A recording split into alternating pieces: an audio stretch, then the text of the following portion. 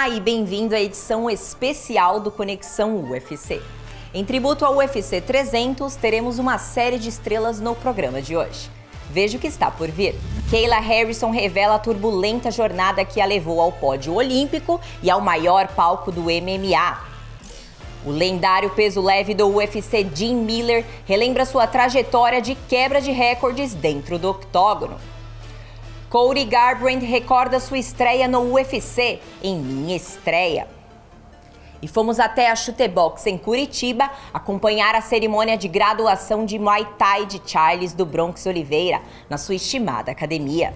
Até hoje, a carreira da peso-pena Kayla Harrison tem sido repleta de conquistas. Medalhas olímpicas no judô e títulos em outras organizações de MMA. Mas durante anos, sua determinação inabalável foi um segredo. O abuso sexual que sofreu por um de seus primeiros treinadores. Kayla relata seu árduo começo nesta edição de Origens.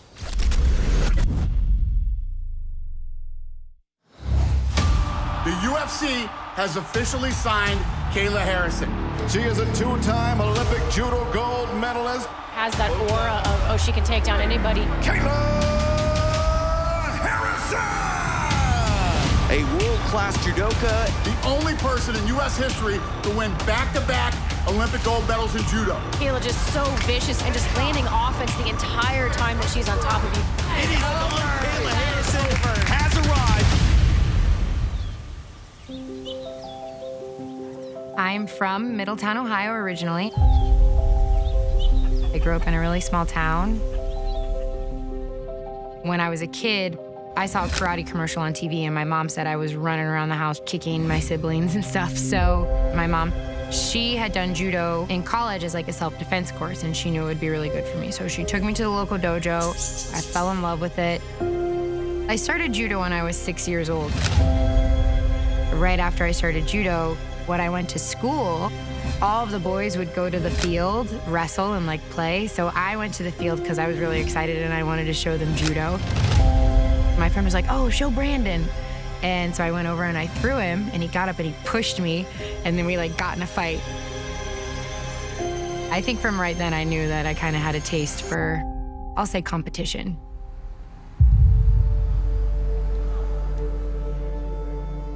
Judo very quickly became the center of my life. And by the time I was 8, I took it really seriously.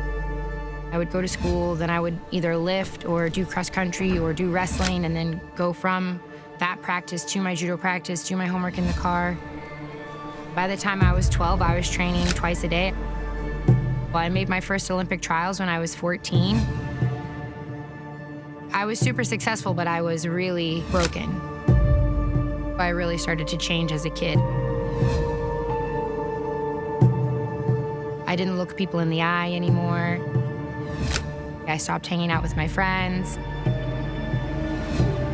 Finally, when I was 16, I told my mom that my judo coach had been sexually abusing me for 8 years.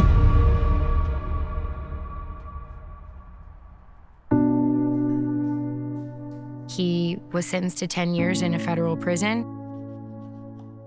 And I was a 16-year-old car wreck. I was struggling to get out of bed. I didn't leave my house. I was suicidal and suffering from PTSD. And I was also groomed and brainwashed into thinking that I was responsible, it was my fault. It was really, really hard. I was probably supposed to be dead. You know, I wanted to die. There was a point in my life when I wanted to kill myself. And my mom knew that if I didn't have a goal, if I didn't have something to wake up for every day, that I was gonna end up in a really bad place. She made the really tough decision, and we moved to Boston, and I'm embarked on a healing journey. I started to train with my new coaches, Jimmy and his father, Big Jim, who train for the Olympics full-time in the sport of judo. This is Jimmy and this is Big Jim. They didn't just like change my life, they saved my life. Say, come on, finish gripping. You feel first. You know, I wouldn't be sitting here today if it weren't for having the Pedros in my life.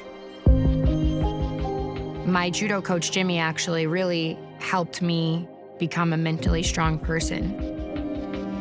He would say, visualize what it is you want to accomplish in this life. Kayla Harrison, you're the best Olympic champion. Kayla Harrison, world champion. Kayla Harrison.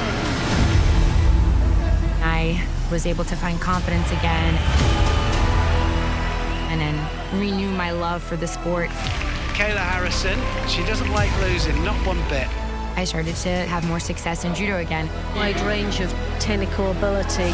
Very, very fit young lady. Yeah, she's had to tap out. Harrison wins the gold.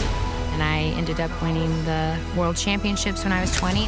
Kayla Harrison has more Grand Prix Grand Slam wins than any other lady competitor in the world. And then becoming Olympic gold medalist in 2012. Kayla Harrison wins the gold medal for the United States of America. And then I won my second Olympic gold medal. That night, I woke up with a panic attack because I knew I was retiring from judo, but I didn't know who the hell I was if I didn't have a goal. So I went to a striking class. I went to my first sparring session, and this little tiny girl front kicked the out of me. I went flying backwards, and I was like, oh, wow. MMA, this is judo on steroids. Oh yeah, this is it. Oh, wow. High amplitude takedown there. Kayla just so vicious in this top position to be just relentless. Oh, wow. It is on. Kayla Harrison has arrived.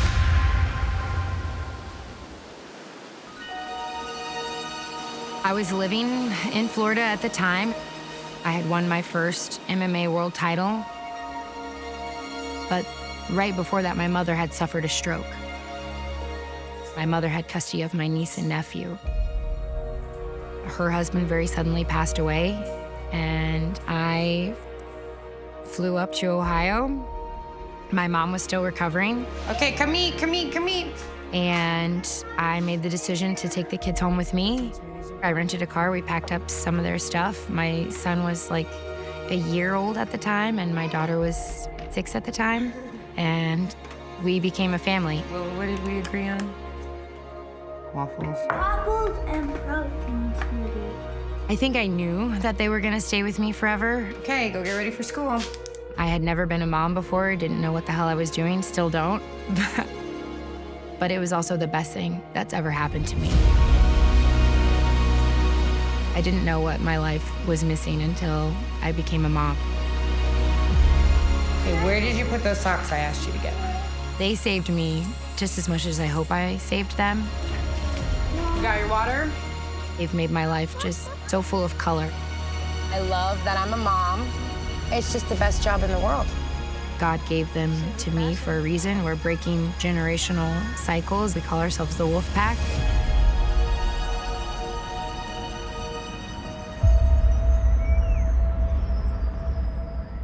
The UFC was the goal for me from the beginning. And I am a firm believer that if you want to be the best, you got to train with the best. When I first came to try out American Top Team, Amanda Nunes was training here at the time, the GOAT. So that was a big reason for me moving down here. If you're back to stand up, switch. Steve Mako, I knew that he would be able to help integrate my judo grappling into MMA. Slow and steady. Mike Brown, 20-time Coach of the Year for a reason. He just loves what he does and has a passion for it. Good ride, good ride, good ride. Everyone here has helped make this place feel like home. It's a lifetime of hunting one goal, to be the best. This is something that has to be developed over a lifetime. Special athlete, no doubt about it. I love fighting. It brings me joy. You're 0.1% of the population on the highest stage in the world, in front of everyone. To me, this is what happens when you don't give up. I'm gonna go make some magic.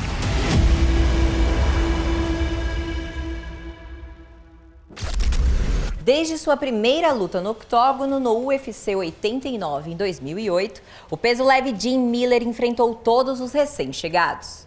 De ícones como Cowboy Cerrone, Nate Diaz e Duane Ludwig, a atuais nomes do top 10 como Justin Poirier, Charles Oliveira e Beneil Dariush. Mais de 40 lutas depois, ele detém diversos recordes no UFC e pretende aumentar ainda mais essa lista em sua próxima luta contra Bob Green.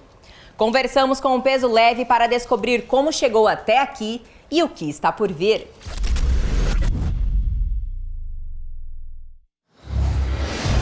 Well, this is a fighter's fighter to the highest degree. Jim Miller is a wild man.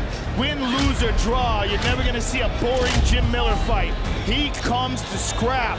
The performances inside the octagon, the records that he holds, I mean, it's unreal. I had no idea that I'd fight this long and be mentioned in some of these conversations. He's got 25 wins in the octagon. That's the most all time. He's making this walk for the 43rd time. That's the most fights in UFC history. It's been a surprise that I have been able to have this longevity. I wasn't expecting it, but here we are. I'm feeling good and performing well. Jim Miller!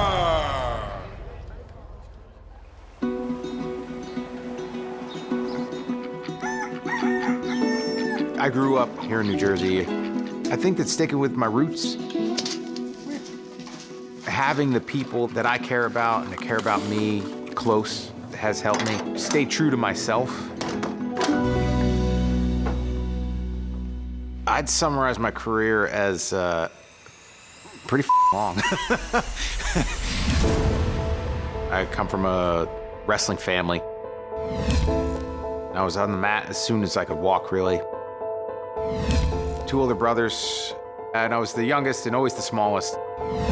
In 1997, I went to wrestling camp with my brothers, and one of the high school coaches brought a VHS of one of the early UFCs. And that was the first time I was ever introduced to MMA. Oh, that's it. And that is all. He hit the ground very hard. Oh, Lord. And immediately fell in love with it. I went to school for a little bit, but didn't excel academically at college. So my brother and I, we ended up opening up Miller Brothers MMA in Sparta, New Jersey. Having my brother there, Dan, to train with, that made me better. We trained every day together. Dan is 5 inches taller than me and 30 pounds heavier than me. So fighting some of these big lightweights was nothing. On the local circuit, I had racked up quite a few fights. I was 11-1. We are in the waning seconds of this round. I came up through the local ranks, and then I had my opportunity with the UFC. From Sparta, New Jersey, one of the 2 Miller brothers. Great fighter, a real entertaining young kid, and it's nice to see him finally in the UFC. I was able to put on a good performance in my debut fight and get a bonus. He's got it deep, Mike. That's deep, that's it. It is all over! By committing and being all into it, I was able to reap the rewards and make it my profession. This is exactly what he wanted. This is bad for Ludwig. He's got it! My first 10 fights in the UFC, I went 9-1. Jim's got to lay out. Jim Miller submits Charles Oliveira. It's hard to pick out favorite moments. My first fight with Joe Lozon, it was an epic fight. Oh, beautiful attack by Miller. And Lozon covering up here early. Oh my God, big shots by Miller. Dirty boxing here. He's hurt. Lozon is hurt. I can still hear the crowd in between rounds. 5 minutes to go here for these lightweight warriors. This is a grueling fight. Beautiful inside leg kick. Nice knee to the body by Lozon. Miller may be hurt. Joe Lozon dropping down for a heel hook. Joe Lozon trying to finish Jim Miller in the waning seconds. Wow, what a fight. Yeah, that's definitely one that's like, it sticks with me. My brother Dan and I fought on a lot of cards together. We were the first siblings to fight on the same card and win. UFC 128, that was probably like the hardest fight that I've had. And it wasn't the fight. It was just the extra stuff that added to it. The card was on March 19th. That would have been my late niece's second birthday. She was born with some complications, had a tough labor, and passed away, you know, a couple hours after being born. So Dan and I, now we were fighting back to back on the main card. Dan went out first and he fought a contender, one of the best 85-pounders on the planet with a broken heart. I could definitely see it in his performance that he wasn't there. All I wanted to do was like be there for him, be in his corner, and I couldn't, you know, I had to do my thing. Jim Miller against Kamal Shalarus. Are you ready? Let's fight! That fight, that win, it was important. Okay. And that is precisely why I'm a big Jim Miller fan. This dude comes to bang. Shalarus may be hurt. Nice knee. Shalarus is looking to finish his fight. It is all over! And then came backstage, and the first thing I did was gave him a hug. It's easily the hardest thing that I've had to do in fighting. One quick one for Jim. Jim, talk about your emotions right now. My late niece would be 2 years old tonight, so, you know, it was tough. 2 days or 3 days before UFC 196, I went for my physical. I was talking to my doctor, and I was in a ton of pain. There were days where I just couldn't get out of bed. So he ran a series of tests, and when the test results came back, I was actually out in Vegas for that fight. He's like, yeah, I'm pretty certain you've got Lyme disease. It kicked my butt at the end of 16 into early 17, and it chewed me up inside. Up. And then it was a long battle with it. Yep. I fought Dustin Poirier early 2017 with Lyme disease. Jim Miller, making the walk for his 26th UFC appearance, contemplated retirement after being diagnosed with Lyme disease, but went on medication, was feeling better to set up this showcase against a top 10 opponent, Dustin Poirier. The Lyme had come back and gotten a pretty good hold on me. Fight night, I was having a reaction. My arm was twitching like uncontrollably, flu-like symptoms. When the house lights dimmed down, everything had this weird yellow tint to it. And like, I remember being like, well, that's weird. And it's like, you know, there's nothing you can do about it now. So like, let's go. Hey. Poirier in blue, Miller is in black. Southpaw versus southpaw here. Poirier with a beautiful combination, and Miller returns. Oh, they're going after it here. That's what we talked about. How long could Dustin Poirier fight the urge, him and Jim Miller, to actually do that? Oh, man, Poirier pouring it on. Oh, that was a hard right hook. And Miller comes back with one of his own. It was a really, really tough fight. That fight was brutal. It was miserable. I felt like it was in a car wreck.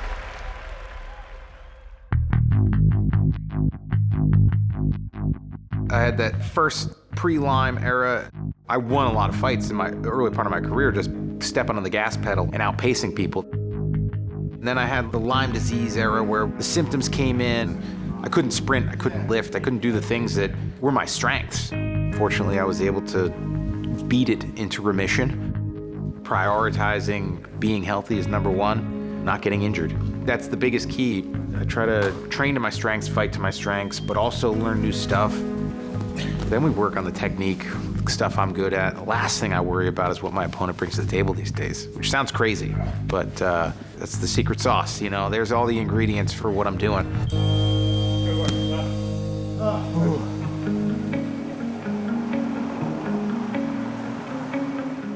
We're at a point where I've figured out how to train, how to fight. As now a 40-year-old, I've been able to stay true to myself. I get to be me when I'm outside the gym, and that's important. I'm an outside kind of guy. I like to be outside, hunting, fishing, just really anything.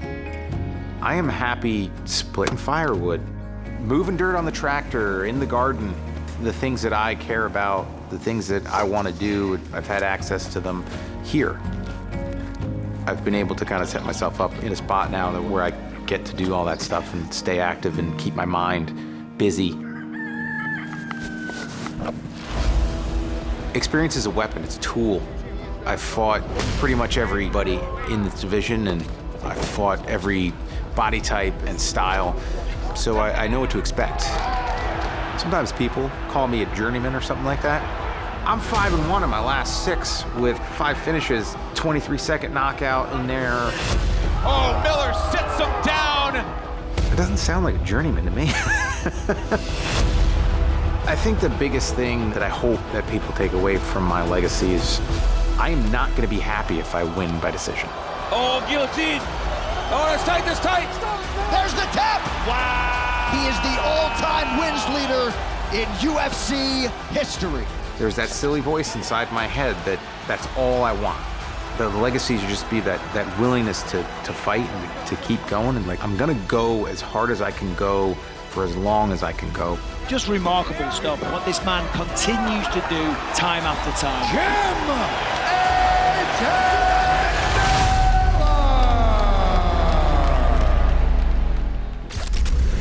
O peso galo Cody Garbrandt causou impacto imediato e letal em sua estreia no UFC 182. Ao entrar no Octógono com 23 anos e invicto, com uma sequência de 5 vitórias por nocaute, o futuro campeão, chamado No Love, buscava mostrar sua potência no maior palco do esporte. E naquela noite de janeiro de 2015, ele não decepcionou. Recordamos essa noite inesquecível com o ex-campeão em Minha Estreia.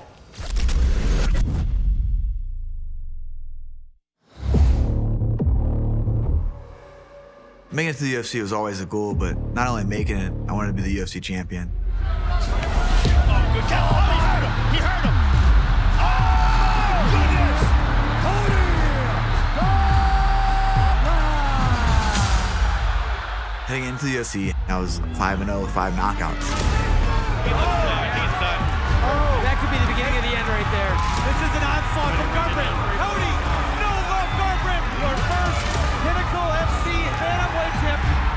I think it's huge for a fighter that has a lot of hype behind him to go out there and perform the way that he should. Definitely felt like I was ready to take on all the challenges to get to the top of the UFC. For my UFC debut, I was very excited about the matchup against Marcus Brimage. What I knew about Marcus was that he had more UFC fights than I had fights combined. He's a veteran of the sport. He was coming off of a huge head kick knockout. I was very excited to get him off of a win. Battle tested inside there with all the experience that he had. What's up, my friends? Welcome to the weigh-in.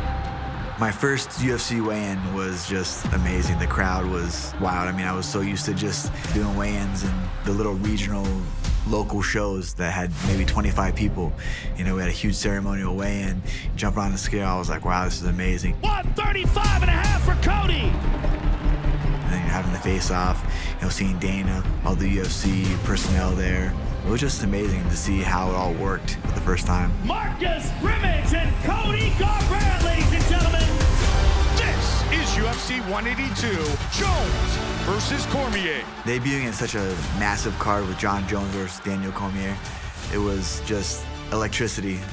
I was just trying to take it all in, a relatively unknown. First time fighting in Vegas, just so excited to have my UFC debut finally come to light. Very excited for the task at hand. It's kind of like, hey, this is your homecoming. This is how you showcase your skills, and to the matchmakers and to Dana and to the UFC, the world's eyes are on you. Cody No Love Garbrandt. And this young man has a tremendous amount of potential. My first walk to the UFC Octagon was just amazing. Everything I thought of and more. Fans going crazy. I had my family support that was there. I heard them cheering, you know. As chaotic as it was, I found bliss and peacefulness as walking to the Octagon to go to war. Cody No Love You know, I had my hair standing up. I was ready to go. My heart rate's racing. I was like, I remember to breathe, you know, like this is Bruce Buffer. This is real. You know, you're about to fight once he gets out of this Octagon. Brimage, Garbrandt, and here we go. I remember the first round, we were filling out process. We started landing some good shots, you know, some inside kicks. Good inside leg kick by Garbrandt. Appears to be relaxed here early. Relaxed and throwing heat. I was starting to find a home for my right hand that was landing pretty well. Big smile on his face. That was a solid inside leg kick by Bronx. Oh, he tagged him. I did hurt him with a right hand. Once I hit him, I could see in his eyes. We're a little bit different. Cody tagged him. Brimage is in trouble. Big flurry here at the end of the round. He kind of just like looked at me like right after the bell, and I just kind of gave him like a big old roar. And I was like, all right, here we are, round 1 done. I'm a UFC fighter now. So far, looking very smooth and composed in his UFC debut. I remember going in the second round and still playing out. I was landing some shots. Oh, good left hand landed by Garbrandt. I was in the moment. I was like, oh, let's go. You know, I don't want to slow down, but now I was letting the kind of flow inside there, and whatever happened, whatever I felt like throwing or doing, I was ready to be in the next best position to win the round, win the fight, staying engaged. Cody Garbrandt certainly confident. We're going to be headed to the 3rd and final round. Went to the 3rd round. I know I was hurting him. I had some real clean shots on him, but my thing was just staying, you know, composed, defensively sound, don't get hit with anything. I knew the fight was winding down, so I was like, I wanted to finish this guy. We're going to see a sprint to the finish. Oh, he hurt him, he hurt him. Trying to finish this fight right here. He was on wobbly legs, and I just remember just swarming him with hooks and hooks and hooks and hooks until he was finally out. Oh, that's it, that's it. He's gonna stop it. It is all over! Wow! Cody Garbrant! Stop Marcus Brimage! You know, it was a huge win for me personally, and a huge win for me in my career. Obviously, the UFC debut, you only have one. Cody Garbrant! I got the finish, and now we were, you know, in the UFC, and it felt awesome. It felt amazing, all the hard work. I knew that was just the beginning. Uma das ocasiões mais aguardadas em uma escola de artes marciais é a cerimônia de graduação de faixa. Para a lendária equipe brasileira Chute Boxe, esse evento se tornou uma grande celebração. Milhares de seus membros de todo o mundo se reuniram para o evento anual em Curitiba, no qual o mestre Rudimar Palhares homenageia um novo grupo de alunos que estão se graduando. Em 2023, a estrela homenageada foi ninguém menos que o rei das finalizações do UFC, o ex-campeão dos leves Charles do Bronx Oliveira, que se tornou faixa preta no Muay Thai. Fomos conferir esse evento épico em bastidores do UFC.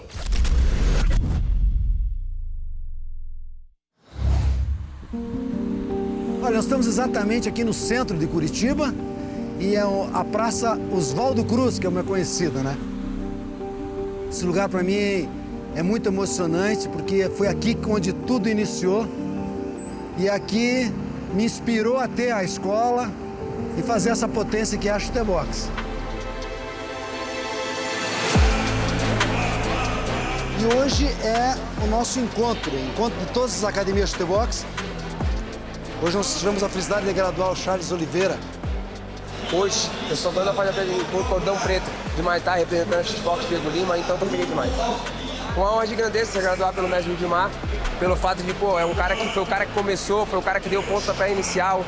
O grão-mestre Rudimar Pedrigo. Bom dia, pessoal. Uma alegria grande estar aqui. Hoje vai ser um dia especial. Vamos mostrar agora a força da nossa escola. Vamos lá, galera, todo mundo contando junto, vamos lá. 1.200 guerreiros aí no tatame. Cada graduação uma responsabilidade e é uma demonstração da nossa força, da nossa união. Olha, o Charles tem muitas qualidades. Eu quero citar a principal, que é a cabeça dele, uma mente forte, né? Um cara humilde. Ele é um exemplo de campeão e vai provar isso, trazendo a cinta novamente para o Brasil. Cara, acho que a Chute Boxe não é equipe, é uma família gigantesca. Todo mundo se ajuda, todo mundo quer evoluindo, fazendo camp junto, dentro do vestiário, chorando, vibrando junto. A gente tá sempre junto nessa sessão. Olha nossas lutas. É só você olhar nossas lutas, que ninguém entende. Nossos treinos, olha nossos treinos. A galera já fala, pô, isso aí é da Chute Boxe, vai ser guerra, sabe que a gente anda pra frente. O dia de hoje foi importante pro Charles. Ele recebe toda a energia do nosso exército, todos os lutadores, todos os atletas, né? Sentindo aquela vibração, aquela vontade de ter ele novamente campeão. Então foi muito importante. Eu gostaria que a gente recebesse aqui o nosso campeão, Charles Oliveira. Vamos passar aqui toda a nossa energia pro Charles. Vai estar se formando hoje. Charles, obrigado. E você está representando sempre a nossa escola. E todo esse exército aqui, ó, vai estar junto com você quando você estiver entrando no Octógono agora em 2024 para trazer a cinta para todo mundo aqui. Primeiramente, obrigado de todo o meu coração. Eu costumo falar pra galera assim, né? Querer ser chute boxe tem um monte, mas ser de verdade chute boxe é pra poucos. Eu sou chute boxe de verdade. Eu sou o verdadeiro chute boxe. Eu tenho o maior orgulho de representar essa bandeira, o maior orgulho de representar essa escola. Eu prometo para todos vocês, vou dar o meu melhor, o meu máximo para me tornar campeão mais uma vez. E eu se tornando campeão, todos nós somos campeões, tá? Obrigado por todo o carinho. Viva o Charles de Oliveira, Charles do Bronx, nosso campeão. Hey! Grau Preto, uma honra gigantesca ser graduado pelo mestre Judimar, um cara que graduou vários outros grandes nomes, e poder me graduar é algo gigante. Então estou feliz demais, são muitos anos se dedicando, muitos anos acreditando no sonho, muitos anos, né, com uma família que acreditou no meu sonho de se tornar campeão. Para mim foi uma emoção especial, eu nunca vou esquecer. Colocar uma faixa na cintura, colocar é tudo aquilo que você deixou, tudo aquilo que você se dedicou, né? Como moleque que veio dentro da comunidade, faixa preta de jiu-jitsu, cordão preto de muay thai, então isso é importante e gigantesco. Então eu só quero continuar treinando, fazendo história, tendo as pessoas que gostam de mim, continuar se dedicando bastante para que a gente possa quebrar mais recordes, representando essa família gigantesca que é a Chute Boxe. Viva Chute Boxe! Viva Chute Boxe! Viva Chute Boxe!